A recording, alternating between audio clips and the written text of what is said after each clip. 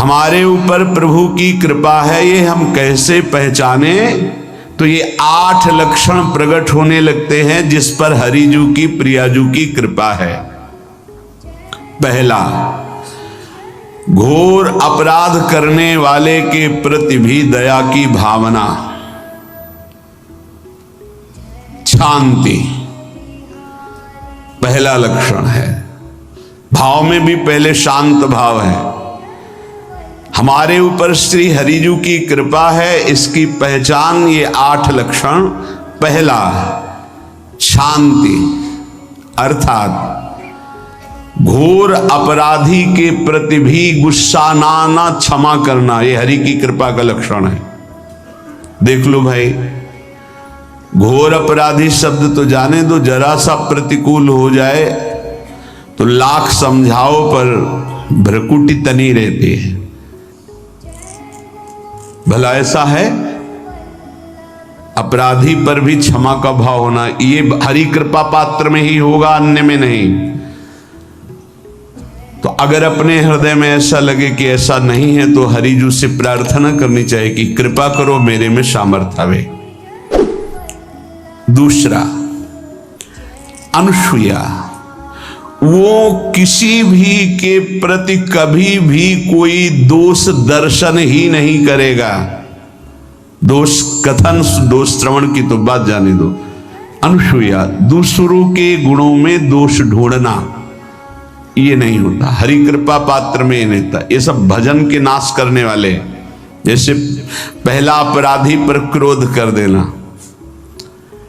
तो माया ने भेजा इसीलिए था कि तुम्हारे साथ व्यवहार ऐसा करे कि तुम क्रोध करो। क्रोध करोगे तुम्हारी ऊर्जा शक्ति नष्ट हो जाएगी, अध्यात्म में जो चलने की थी। और कहीं तुमने संकल्प कर लिया तो भजन शक्ति नष्ट हो जाएगी। तो अगर भजन बल है तो गया, जरूर उसको दंड मिलेगा, पक्का मिलेगा, 100% मिलेगा, लेकिन आप खाली हो गए। ना भजन करने की वृत्ति रहेगी और ना भजन रहेगा, दोनों बात। अनुसूया, किसी के सद्गुणों में दोष देखना, गुणों में दोष ढूंढना, ये हरि कृपा पात्र में नहीं होता। ये बहुत मंगलमयी बातें जिससे हमारा भजन मार्ग पुष्ट होता है। तीसरा, वो बाहर से और भीतर से पवित्र रहता है, हरि कृपा पात्र। शौचाचार का ज्ञान होना चाहिए, वस्त्र आपके पवित्र होने चाहिए, ये बाहरी जल रज आदि के द्वारा बाहरी पवित्रता। और निष्कपटता, निश्चलता, सत्य भाव, ये अंदर की पवित्रता है। अगर कपट है, छल है, असत्य है तो हृदय मलिन रहता है। भीतर और बाहर से पवित्र रहना, इसमें खास बात क्या है? भीतर और बाहर से पवित्र रहने में, भीतर और बाहर से सदैव पवित्र कौन रह सकता है? तो बोले जो पुंडरीकाक्ष भगवान श्री हरि का प्रियाजू का स्मरण करता रहता है, वो शवायाभ्यंतर शुचि, वो बाह्य और अभ्यंतर दोनों से पावन रहता है।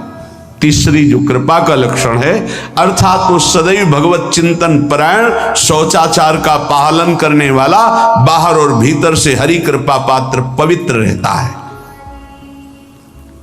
चौथा, ऐसे कार्यों का अनुष्ठान न करे जिनमें हमारा भजन छूटता है, जिनमें सत्य छूटता है, जिनमें भगवत भाव छूटता है। जैसे आपके ऊपर कृपा हुई, आप भगवत मार्ग में चल रहे हैं, अब आप ऐसे सांसारिक कार्यों का अनुष्ठान कर रहे हैं जिनमें आपकी चित्तवृत्ति बिल्कुल भगवत विमुख हो रही, तो जीवन का लाभ क्या होगा? लाभ तो है भगवत स्मरण सहित। जैसे कल एक ने प्रश्न किया कि मैं खाता तो नहीं लेकिन मांस के दुकान में मांस बेचता हूं, होटल आदमी, क्या उचित है? ये उचित कैसे हो सकता है? तुम और भी तो व्यापार कर सकते हो। जरूरी है धर्म का पालन करने की इच्छा करते हो, धर्म आचरण करते हो, ऐसा नहीं। तो विरत बहुकर्मा, उन कर्मों से हमें विरत रहना है जो हमारे धर्म के विरुद्ध है, जो भजन के विरुद्ध है। हरि कृपा पात्र ऐसे कर्मों का अनुष्ठान कर ही नहीं सकता। अपने भजन का फल देखना भगवत कृपा पात्र के, सबको प्रदान कर देना। हिम्मत है? अपने भजन, इतनी मेहनत से किया हुआ भजन, भजन होने के बाद हे प्रभु इस भजन का फल हो, सर्वे भवन्तु सुखिना सर्वे सन्तु निरामयः। यहां तो कहते महाराज एक माला रोज आपके लिए करता हूं कि आपकी बीमारी ठीक रहे, तो शेष किसके लिए करते हो प्रभु? शेष क्या? अगर इष्ट और गुरु के लिए तुम्हारा है कि एक माला करते तो फिर इतनी माला करते तो हमें क्या होगा? सब आपको दे देंगे तो हमें क्या होगा? तभी भजन का रहस्य नहीं जाना। छठवां, अपने भजन से अपने लिए कुछ भी ना चाहना और दूसरों की तो बात जाने दो, दूसरों से कुछ ना चाहना ये तो ठीक है, अपने भजन से अपने लिए कुछ ना चाहना है हिम्मत। देखो ये हरि कृपा पात्र में हिम्मत होती है। अपना भजन अपने प्रयोग में ना लाना,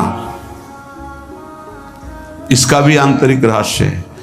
अपने प्रयोग में आप शरीर को लेकर के बोलेंगे, अगर स्वरूप को लेकर तो प्रयोग की कोई वहां जरूरत ही नहीं, स्वरूप पूर्ण काम है, वहां कोई अभाव नहीं। जब आप कोई भाव अपने लिए करेंगे तो देह भाव होगा, देह भाव से किसी विषय की मांग होगी। विषय पूर्ति भजन का फल नहीं होता, भजन का फल होता विषय निवृत्ति। बहुत जोर की बात है, कैसे समझ में आए? अपने भजन का भी फल अपने लिए नहीं, दूसरों से कुछ चाह रखना तो बात ही जाने दो, भजन से भी कोई अन्य सुख की चाह नहीं हुई। क्या चाहिए? भजन ही बनता रहे, भजन का फल भजन बनता रहे, खूब निरंतर जप करते रहे। सातवां, किसी भी मान सम्मान कीर्ति पद प्रतिष्ठा के मिलने पर हृदय का असंतुष्ट हो जाना, यह हरि कृपा पात्र का लक्षण होता है। प्रणाम नमस्कार जय हो तो हृदय में असंतुष्ट हो जाना चाहिए, कोई किंचन मात्र अभिमान न उदय हो जाए। प्रभु बचाओ, ये माया की चकाचौंध से बचा लो नाथ। कौन सा अपराध बन गया कि आपकी जय की जगह यहां हमको ऐसा सुनना पड़े। मान प्रतिष्ठा कीर्ति जिसके लिए बड़े बड़े लालायित रहते, हरि कृपा पात्र को विष की तरह चुभती है। और आठवां,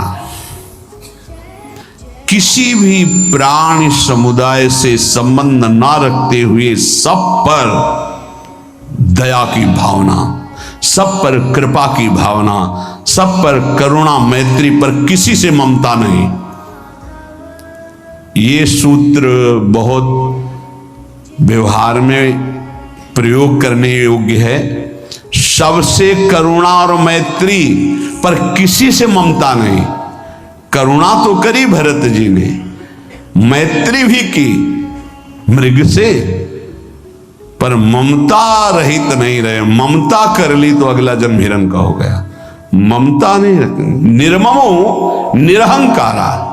करुणा मैत्री तो करनी है, जैसे इसमें आदेश गीता में जी आदेश है, अद्वेष्टा सर्वभूतान मैत्रः करुणैव च, पर निर्ममो निरहंकारा, ये साधक की चतुरता है।